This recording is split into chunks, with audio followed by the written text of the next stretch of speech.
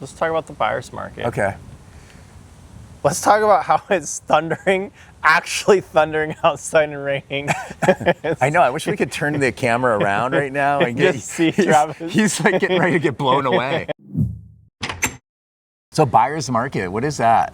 I'm finding out on the daily. Really? So if you guys think about it, a buyer's market, well, if you think about actually, let's go back to COVID times. We were just talking about that. Yeah. So during COVID, as a seller, for example, you could really do no wrong, right? You could price your home just about anything, and your home could be in pretty much any condition. And I'm sure you had a lot of buyers writing offers that just seemed crazy, especially you being further south than us. Yeah. Because up here it got crazy, but I think down there is even crazier. So you'd have buyers figuring out any way possible. It's like pretty much giving up their firstborn to like, oh, we'll name our child after you if you let us buy your house. That's exactly what I would say. They're right? giving up their firstborn to get their opportunity to buy a house. And so that would be considered a seller's market. That was right? Where the worst seller's market ever. Yeah, right. They have all the control, right? So they can say yes, no to pretty much anything, and the sellers had the hand in that. And I would say we've definitely shifted into that buyer's market now, where the buyers have the upper hand. And so what we're seeing sellers have to do is, instead of buyers coming to the sellers, we're seeing sellers having to come to the buyers, right? So that means adjusting price. That means for new home builders, where we see a lot down south, where they're giving bonkers incentives to get buyers to purchase their homes. Yeah. So they're buying down the rate drastic. I think, didn't I say D.R. Horton have something like less than a 4% interest rate, like a 10-year loan or something crazy like that? I've seen that, yeah, it is crazy. Yeah, so basically in that market, in a buyer's market now, we're seeing the sellers are losing the control or losing that upper hand, and now the buyers have the upper hand. So what are some of the things you're seeing buyers able to be doing in this market now? I mean, I love this market for a number of reasons, mainly because it is more of a buyer's market. He's also not selling a home right now. I'm not, but I also think that it's important for the market to be more simplified like this, and rather than competitive, because before in that COVID market, you'd have 16 people going after the same house. When you have to waive financing, waive your contingencies like your inspection and stuff, and that's so dangerous, I think, especially for first-time home buyers. Now we can get your inspection. It's not healthy. No, it's not. You don't want to be in that position. So I like a buyer's market because it allows a buyer to get a decent closing time so they can go through the process at a reasonable pace without getting freaked out that they have to close in 10 days. They don't have to wait financing, which could potentially put their earnest money at risk. They don't have to waive their inspection, which I think is really important. Getting an inspection on a house is so important to make sure that the house is in a viable position. I've seen so many nightmares after 2021, 2020, where they didn't get an inspection, they waived it, or maybe they got a pre-inspection, which was a, what is a pre-inspection? I'm kidding. Maybe they got a pre-inspection. Let's go over it. The seller could get an inspection that covers the house, but it's the seller paying for it, right? It's not necessarily in the best interest of the buyer, right?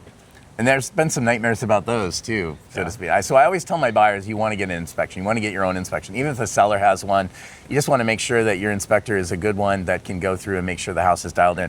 That's an important protection, and that's what you get in a buyer's market, is you get added protection.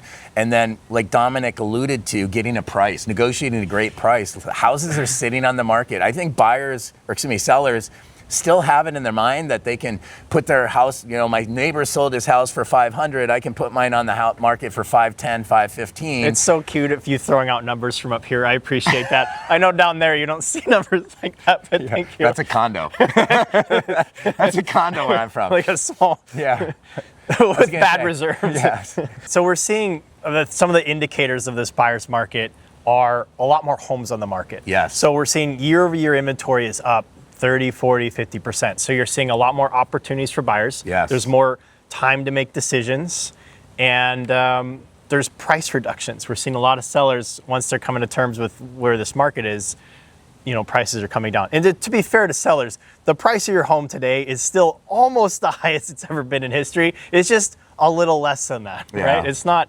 bonkers. It's just slowly adjusting.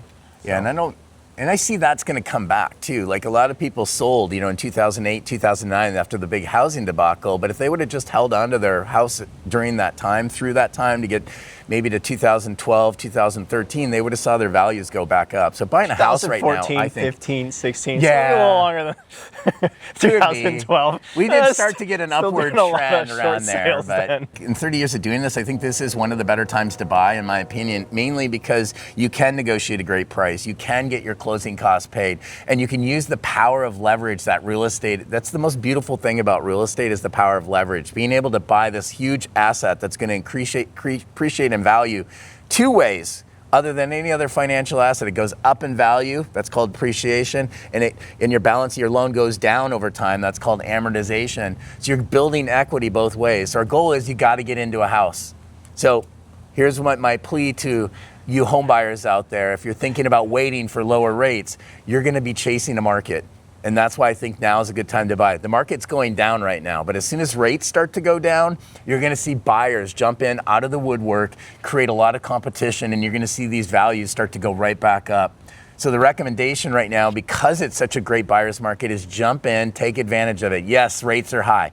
Yes, your payments Well, they high. are high, but you have tools to help them get their rate lower. Like you were true. saying with those closing costs, the seller can be paying for some of the buyer's closing costs and actually buy that rate down. And not I just love that temporarily, too, yes. but like permanently buy that rate down. Yep. So there's combinations of temporary buy downs for like a year or 2 or 3, but then there's a permanent buy down that lasts the entire life of the loan. So yeah, I think he is right. Use not just leverage real estate as a whole, but leverage this market right now to help use those closing costs, or negotiate better, but use those closing costs to get your rate lower than kind of what advertised rates are right now. Yeah, and that's what the builders are doing. That's why people are buying a lot of the new construction, is they're getting those low rates. But I also like the 2-1 buy down. I'm glad you brought that up. That's a product that's hard to use unless you can get a lot of seller help.